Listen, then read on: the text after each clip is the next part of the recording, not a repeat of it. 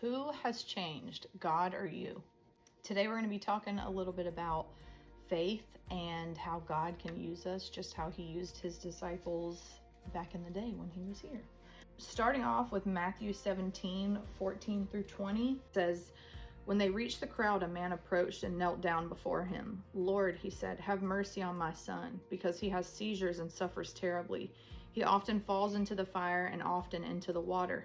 I brought him to your disciples, but they couldn't heal him. Jesus replied, you unbelieving and perverse generation, how long will I be with you? How long must I put up with you? Bring him here to me. Then Jesus rebuked the demon, and it came out of him, and from that moment the boy was healed. Then the disciples approached Jesus privately and said, why couldn't we drive it out? Because of your little faith, he told them. For truly I tell you, if you have faith the size of a grain of a mustard seed, you will tell this mountain, move from here to there, and it will move. Nothing will be impossible for you. Think of that little paragraph right there. His disciples came to him and he said, why couldn't we drive out the demon? Why couldn't we do it? Why could you do it? It's because your faith has changed. Who do you think has changed over the years? God, which it says in Hebrews 13 verse 18, Jesus Christ is the same yesterday, today, and forever. It is not God who's changed. It's us who has changed. It is our faith that has changed. You can't pray healing over someone in God's name and then in your mind be thinking, but it's probably not going to happen. God healed this person of this, but it's probably not going to happen because I haven't seen it with my own eyes yet. You have to have faith in God that he can do those things. Noah, he had faith in God. He built the ark because the Lord told him that there was a flood coming. Sarah, she was unable to conceive. They had faith that God was going to bless them with a child, and that is what happened. Moses refused to be called the son of the Pharaoh's daughter. If you know the story about Moses, the Pharaoh's daughter saved him from the river. It says, by faith, Moses, when he had grown up, refused to be called the son of Pharaoh's daughter and chose to suffer with the people of God rather to enjoy the fleeting pleasures of sin. You are the king's daughter's son. He refuses to be called her son and be treated like someone who is of royalty. For he considered reproach for the sake of Christ to be greater wealth than the treasures of Egypt, since he was looking ahead to the reward. He was looking ahead to the kingdom of heaven.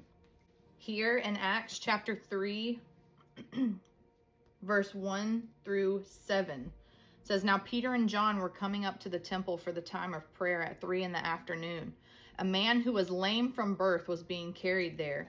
He was placed each day at the temple gate called Beautiful, so that he could beg from those entering the temple. When he saw Peter and John about to enter the temple, he asked for money. Peter, along with John, looked straight at him and said, look at us. So he turned to them, expecting to get something from them. But Peter said, I don't have silver or gold, but what I do have, I give you. In the name of Jesus Christ of Nazareth, get up and walk. Then taking him by the right hand, he raised him up, and at once his feet and ankles became strong. So he jumped up and started to walk, and he entered the temple with them, walking, leaping, and praising God. All the people saw him walking and praising God, and they recognized that he was the one who used to sit and beg at the Beautiful gate of the temple. So they were filled with awe and astonishment at what had happened to him. God doesn't change. He's the same yesterday, today, and forever. He wants to use us as his hands and feet, and we have got to stop putting him in a box.